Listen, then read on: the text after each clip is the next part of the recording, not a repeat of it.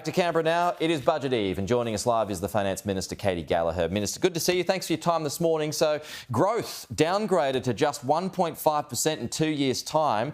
Do you now have to cut spending more aggressively? Morning, Pete. Thanks for having me on.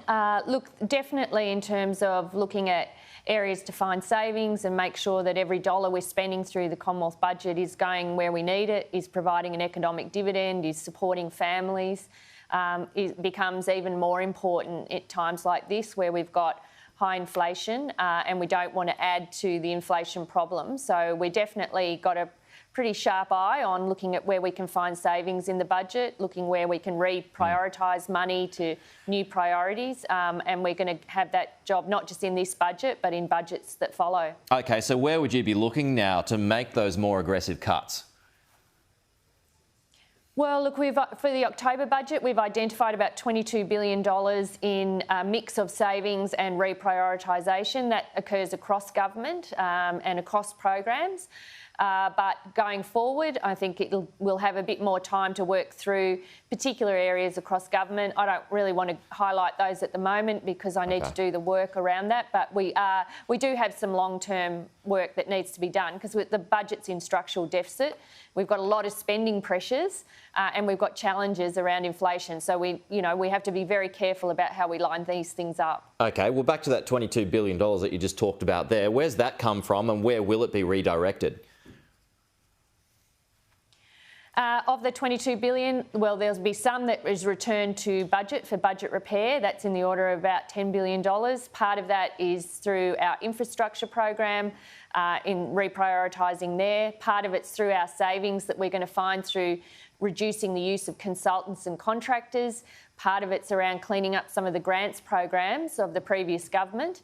But then reprioritisation, that's where agencies have found existing spending and they're actually recommending that it be used in a different way, and the ERC has agreed to that. And that's right across government, Pete. Like, that's in no particular department, but all of them, because we've said to them, don't just come to us wanting more money. We want you to be looking at how you're spending your existing money first and whether there's opportunities there. And, they found them, which is a really good outcome. I think $22 billion isn't anything to be sneezed at in the first budget, but we've got much more work to do over the budgets that follow. In the election campaign, you promised a rise in real wages this term. Is that now unlikely that people will see a rise in real wages for this term?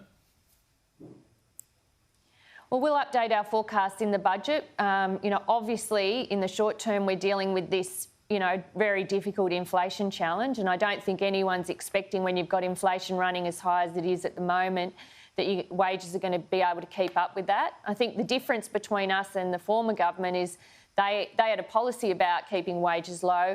We really want to keep wages moving, which is why we've supported the minimum wage cases, why we're looking at how we can support those cases in aged care, the wage case there. So we definitely want wages to get moving, and we are hopeful they will.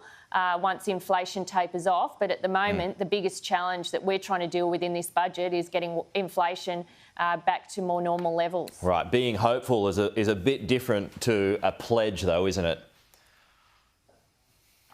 Well, I think you've seen since we came in, like I said, where we can and where we've been able to, even in the public service, trying to get wages, better wage outcome there. We're doing that. We've done it in the minimum wage case when we supported that. We're looking at aged care now to make sure we are dealing with some of these really low paid and feminised industries. But we are also dealing with this very tricky inflation challenge, and we have to be cautious there. We want wages to get moving. We make no secret about that, but we actually have to deal with this inflation challenge right now. That's the immediate challenge. That's the challenge that the Reserve Bank's working on, and we can't add to that pressure.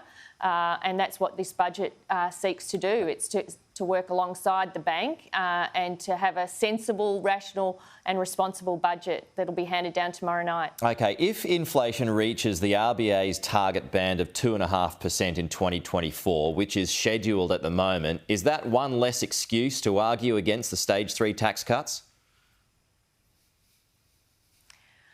Look, our focus isn't on that on the 2 years' time. Our focus really in this budget has been on what we can do right now to assist people with cost of living pressures, not to add to the inflation pressures, and to drive economic growth over the longer term. And that's what you'll see in this budget. That's where our focus has been. Obviously, we've got more budgets to come. Sure. But really it's been a tricky set of circumstances, Pete, to put this budget together. Governments haven't had to deal with some of these issues for over a decade, and we're trying to put together the most responsible, sensible budget that actually helps households deal with this inflation challenge, which is hitting their hip pockets. Sure, I get that, but I guess my point being that you, according to those figures, you may well need stimulus by 2024. Well, I can promise you that every budget that Jim Chalmers hands down will be right for the economic circumstances of the time. That's the commitment we took in the election. That's the approach we've taken putting this first budget together, and you'll see that in future budgets. OK, that's the Finance Minister Katy Gallagher. A big week for you and a busy morning. I appreciate you squaring away some time for us.